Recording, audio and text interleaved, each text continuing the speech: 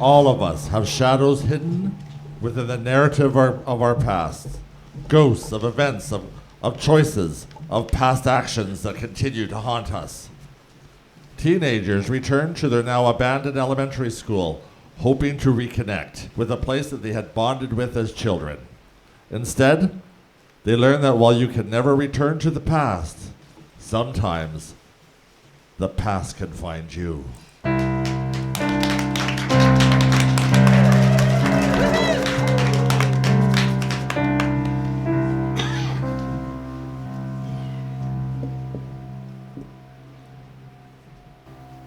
It was a night like any other. A slight chill bit at the air and a soft fog clung to the town, typical of a late October night such as this. The moon, half full in the sky, kept disappearing behind a bank of clouds, its silver spotlight flickering on and off as it did. It was a perfect night to settle down with a warm blanket and a good show, or to go for a brisk nighttime walk, or, for a small group of local teens, to revisit their old home turf. The old Wakefield Elementary School had been a wonderful place. The students claimed it proudly, forging memories on its fields and within the safety of its walls, until those walls were found to be full of mold, the fungus eating it from the inside and forcing the relocation of the establishment. Now the old building stood abandoned, as it had for years, unused and isolated. And according to the teens, that made it the perfect place for an undisturbed, spooky game of truth or dare. Call it what you will that they chose this location in particular.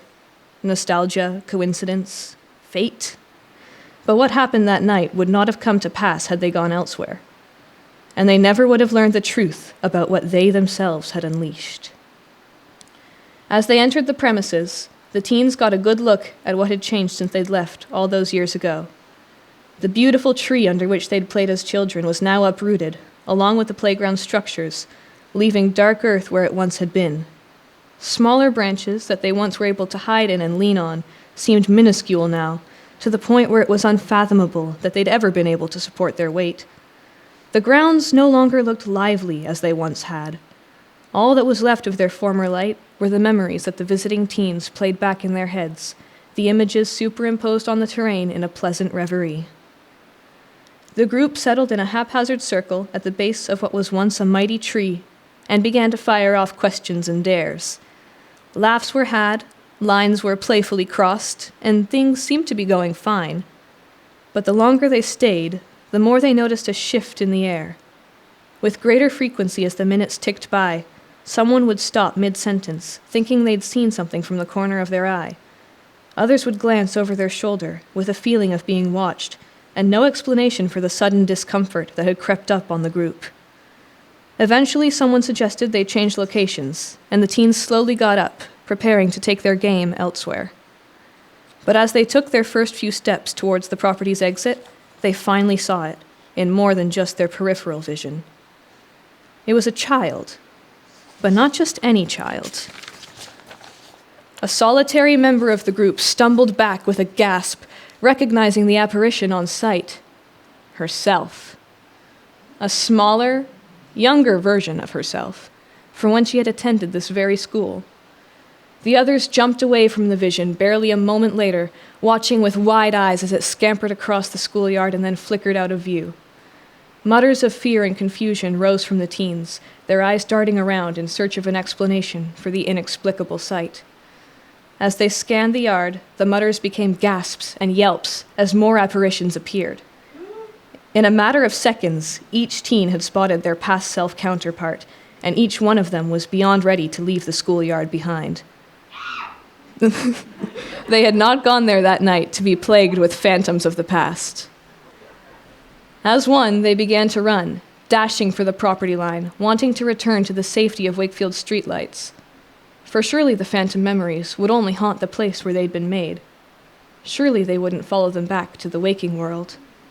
They were almost there, almost out, almost to the place where they could explain away the visions as a figment of their paranoid imaginations, a shared hallucination of which they'd never speak again.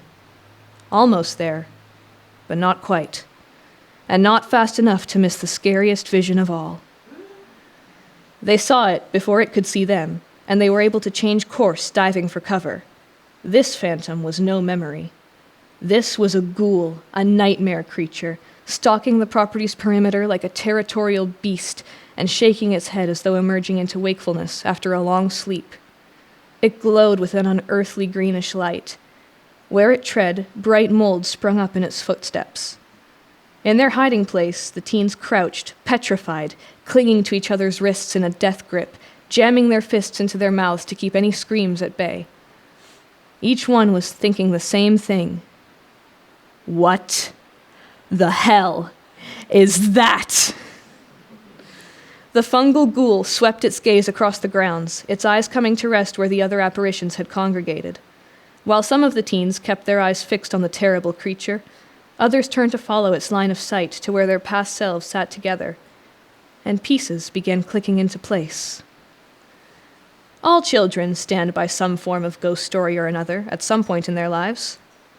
They may or may not take these stories seriously, but they love to play with fire, taunting the edges of urban legends, daring each other to summon demons in the mirror, or talking to the undead through some makeshift homemade Ouija board, swapping stories of personal hauntings with questionable levels of legitimacy, and forming clubs where each one fully embraces the role of a paranormal hunter living life on the edge.